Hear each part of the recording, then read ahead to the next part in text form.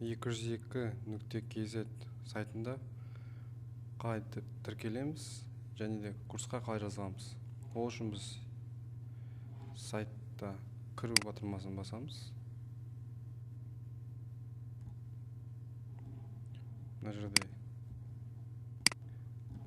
кіру дейді, оған логин бар кіріп, біз тіркелген бергенбіз. Ол үшін не істейміз? Аккаунт ашу дейміз. Атымызды жазамыз. Почтамызды жазамыз. Құпия сөз кемінде 8 символдан кем болмау керек.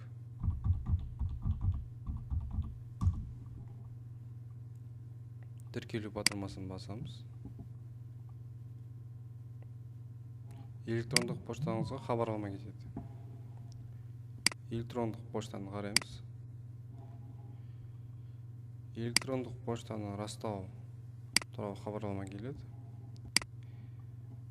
Электрондық поштаны растау батырмасын, көк батырманы басамыз.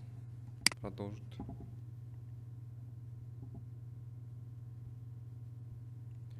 Біз жеке кабинетке кіреміз.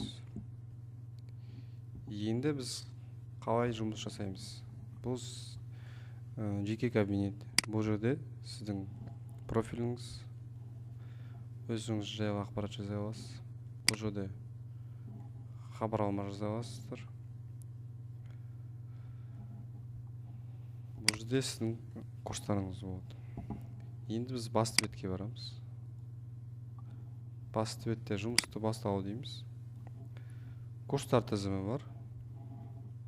Курстар тізімі мысалы Windows 11 және Office 24 және кешенді қорғаныс деген курс таңдайық. Бұл жерде 29 сабақ. Оқу жоспарын қарасақ, ең бірінші қажетті файлдар, қалған бәрі үйде сабақ. Біз сатып алу дейміз. Сатып алу деуге болады, немесе себетке қосуға болады. Себет дегеніміз бірнеше курсты тізімге жазып, кейін сатып алуға болады. Егер де сатып алуға мүмкіндік болмаған жағдайда, тек қана тілектер тізіміне қоса аласыз. Тілектер тізімі осы жерде сізде тұрады. Біз тілектер тізіміне қосып алсақ, ақша болған сәтте керек сатып алу батырмасын басамыз. Бұны арнайы сыйлауға болады, немесе промокодыңыз болса промокодпен жеңілдік алуға болады. Сыйлық ретінде досыңызға сыйлауға болады. Төлемге өту дейміз. Бұл жерде Каспи QR мен төлеуге болады.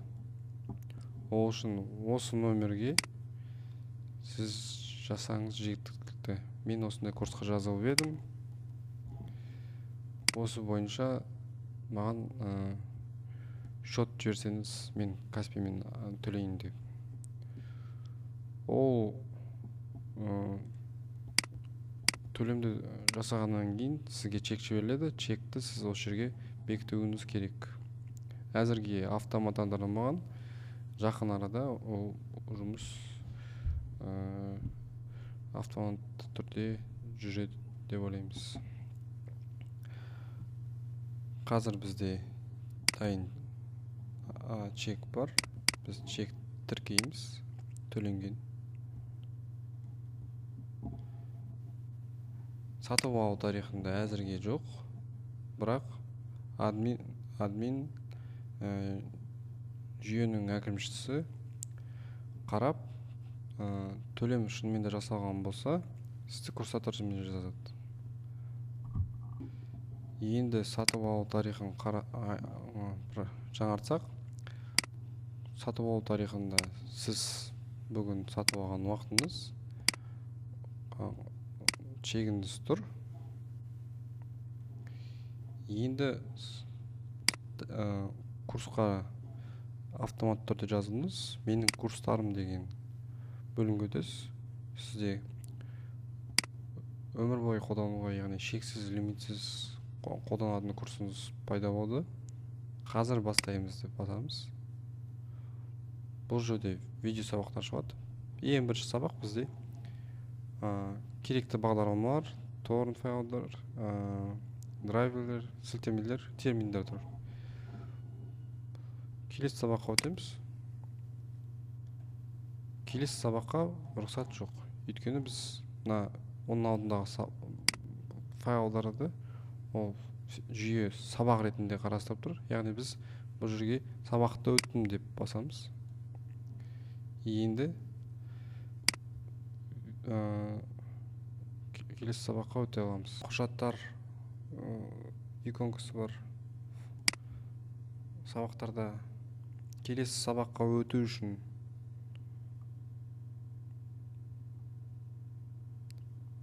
біз сабақты өтіп болғаннан кейін сабақты өттім деген белгішені басамыз. Ал видео сабақтарда автоматты түрде сіз сабақты көріп болғаннан кейін автоматты түрде келесі сабаққа өтеді. Мұнда қалғаның барлығы видео сабақ.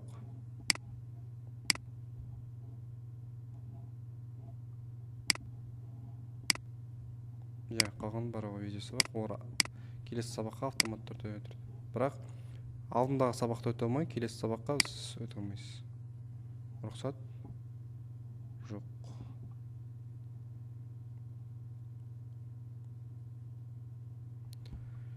Осымен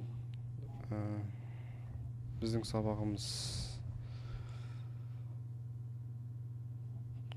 платформада тіркелу, электрондық поштаны растау, курсқа жазу туралы сабағымыз аяқталды. 200 кезетпен IT саласындағы қадамдарыңызды бастаңыздар, білімдеріңізді жетілдіріңіздер, үлкен маман болыңыздар, IT маман болыңыздар.